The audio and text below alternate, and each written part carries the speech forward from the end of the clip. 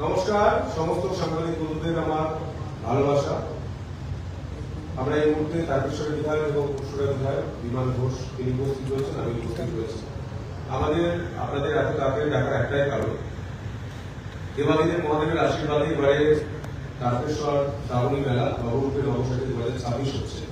কিন্তু সোশ্যাল মিডিয়ায় একটি তীব্র বিতর্ক তৈরি হয়েছে যে এখানে নাকি আসলে 100 টাকার টিকিট কাটতে হচ্ছে এবং সেই টিকিট নাকি কাটছে সরকার। এরকম অভিযোগ অনেকেই দিচ্ছে। তাদের সভাপতি উদয় হোক, আমরা একের পর এক উদাহরণ দিয়ে প্রমাণ দিয়ে ব্যাখ্যা দিয়ে বলে দিচ্ছি। আপনারা এই মুহূর্তে দেখতে পাচ্ছেন যে মন্দিরের সামনে কোন রকম বাধা ছাড়া মানুষ পুজো দিতে পারছে, জল ঢালতে পারছে। পরের যদি আমি ছবিটা দেখাই পেছনের উইন্ডোতে দেখবেন প্রচুর মানুষ তারা লাইন দিয়ে কোনো বাধায়, পরের দেখতে পাচ্ছেন কোনো বাধায় তারা কিন্তু জল দিতে আসছে। এটা হচ্ছে পুরোটা জেনারেল লাইন। স্পেশাল লাইনের কথা যেটা বলা হচ্ছে সেটা প্রতি বছরের ন্যায় প্রায় 30 থেকে 40 বছর আমি মন্দির কর্তৃপক্ষকে বা স্টেট হর্ষই স্টেট অর্থাৎ মন্দির কর্তৃপক্ষকে তার বিষয়ে জিজ্ঞাসা করেছিলাম যে স্লিপ কিসে।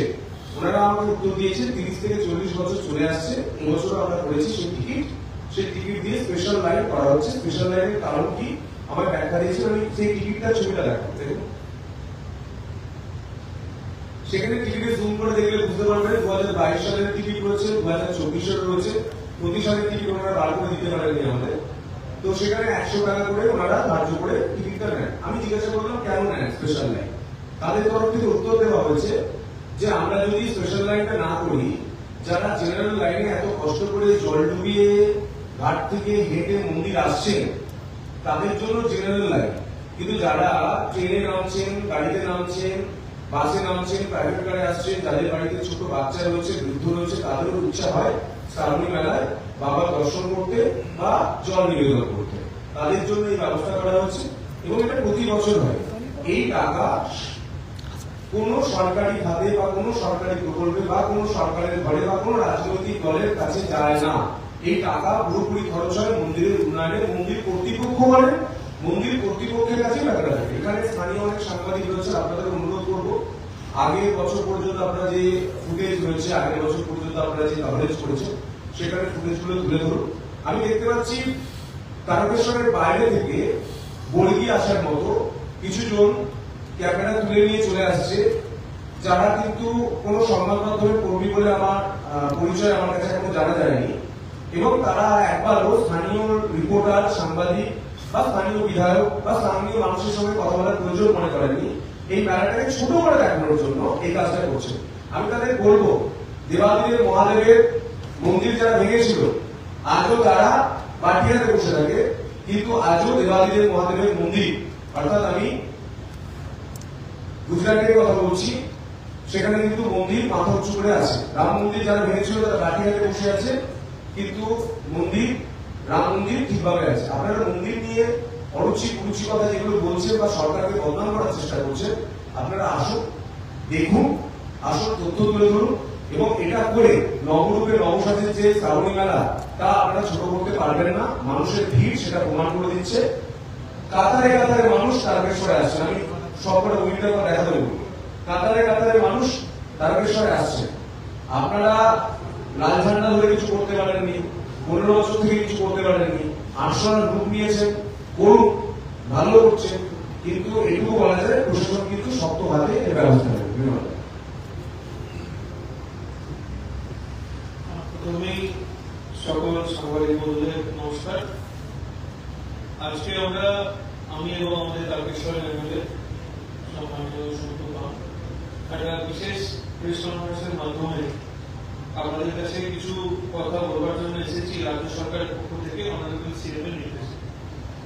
তো মূল একটা বিষয় শুনতে বলে গেল একটু আগে, আমি বিষয়টাই একবার অন্যভাবে আপনাদের কাছে রিলেট করতে চাই।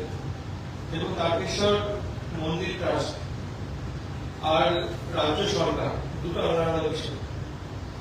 এই যে টিকিটের ব্যাপারে একটা বিতর্ক তৈরি হচ্ছে, এই টিকিট দেওয়ার পরে যে পয়সা আছে, যে অনুদান আছে, সেটা সম্পূর্ণভাবে এই ট্রাস্টেই যায়।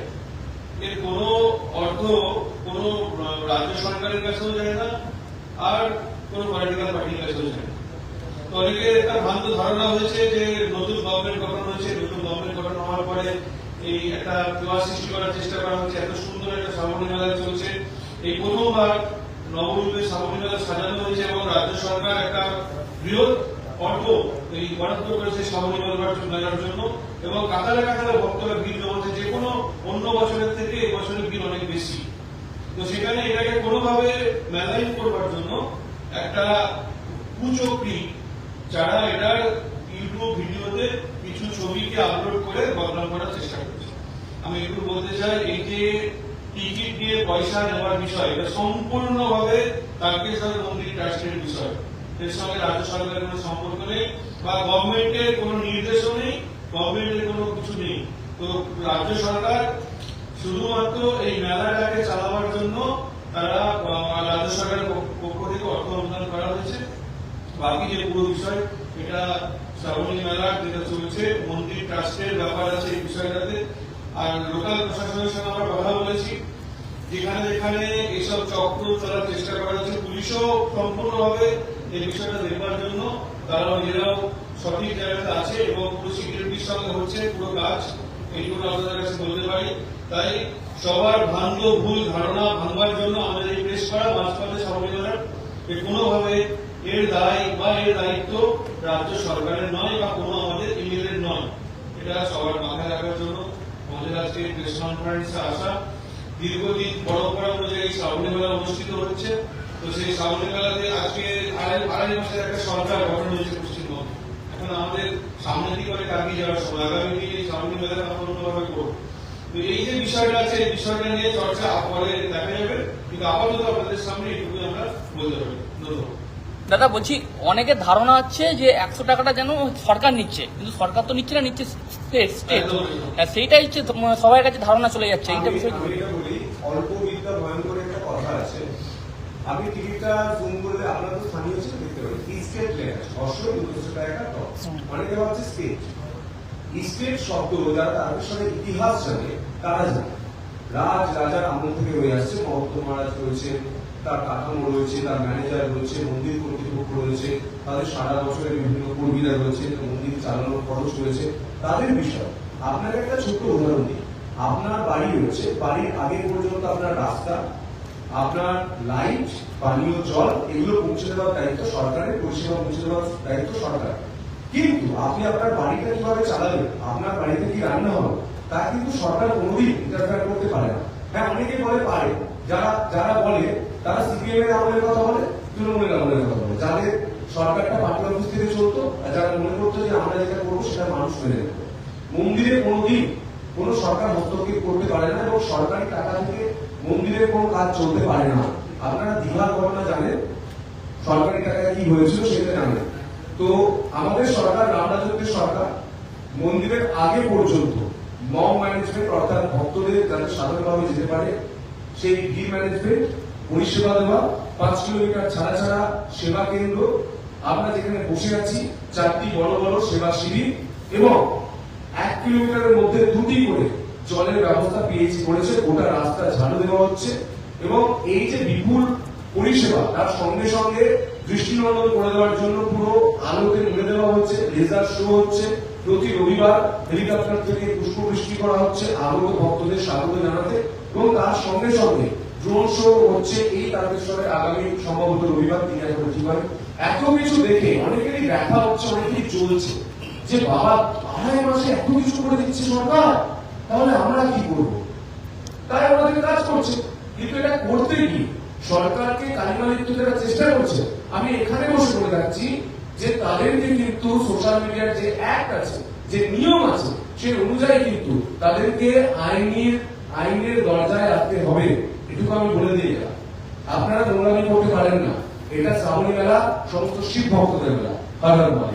আরেকটা বিষয়, এই বিষয়ে মন্দির ট্রাস্টের সঙ্গে কথা বলা বলে ওনারা পরিষ্কার এই বিষয়ে বলেন যে এটা পরম্পরা অনুযায়ী চলে এসছে, এই বিষয়টা পুরোপুরি ট্রাস্টের বিষয়। তো সেই বিষয়টা আমরা জেনে রাখা উচিত। এই গভর্নমেন্টের সঙ্গে এই ট্রাস্টের কোনোভাবে কোনো এই আর্থিক বিষয়ে, এই টিকিটের বিষয়ে কোন রকম সম্পর্ক নেই। তো সেটা ওনারা সমস্ত দায় দায়িত্ব মন্দির ট্রাস্ট। এই চক্রের সঙ্গে যারা জড়িত তাদের কি উপযুক্ত পদক্ষেপ নেওয়া হবে? যারা এটাকে দেখুন, এটা বড় একটা মন্দির স্টেট থেকে যা করেছে এর মাঝখানেও একটা চক্র আছে, যে চক্রকে ধরবার জন্য পুলিশের উপর নির্দেশ আছে, এসপির উপর নির্দেশ আছে। তো এসপি সাহেবও চেষ্টা করছেন যে ধরবার জন্য, এবং পুরো যারা যারা জেলার মধ্যে আছে। আমাদের সরকারের পক্ষ থেকে যেটা যেটা করা দরকার সরকার করছে।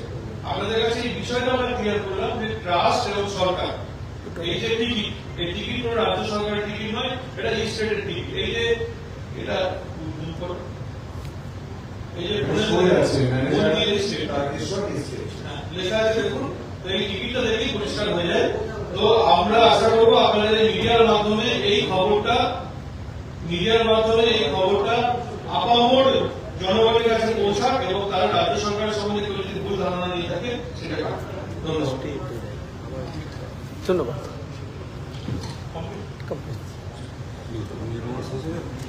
ও বাবা দূরেই থাকো তুমি। তোমাকে ভিডিও দিব।